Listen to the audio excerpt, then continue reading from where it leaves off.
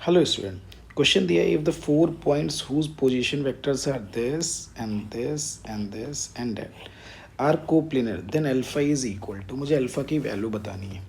अब देखो, हमको ये बता हुआ है कि अगर 4 पॉइंट्स कोप्लेनर है, सबसे पहले पॉइंट्स के लिए बात कर लेते हैं।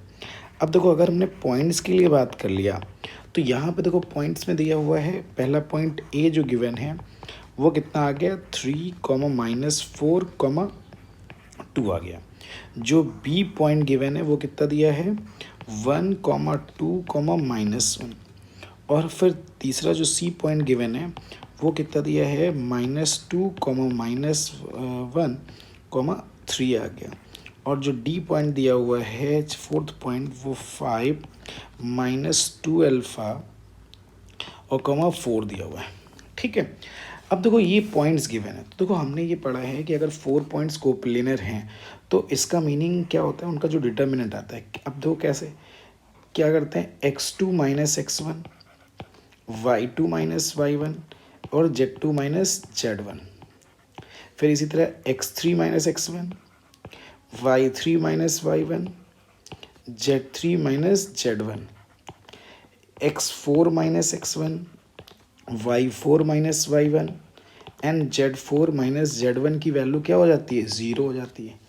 ये डिटर्मिनेंट आपका इससे जीरो आ जाता है अगर 4 पॉइंट्स क्या दिए हैं, कोप्लेनर दिए हुए हैं। तो उसी के अकॉर्डिंग हम यहाँ पे बात कर ले रहे हैं।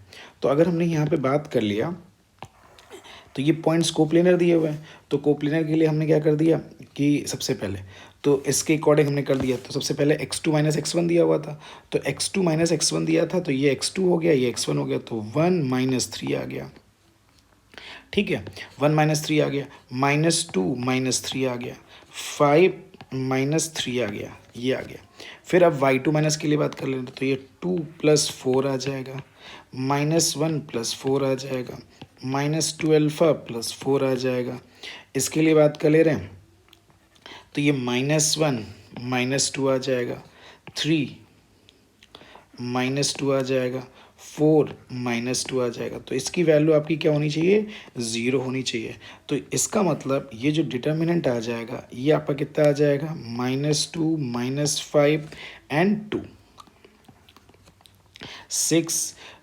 6 और ये कितना आ जाएगा, 3 -2 अल्फ़ा +4 और ये आ जाएगा -3, 1 एंड 2 = 0। और जब हम इसको पूरा सॉल्व कर लेते हैं तो अल्फ़ा = 73/17, ये आपकी वैल्यू आ जाती है। यही आपका फाइनल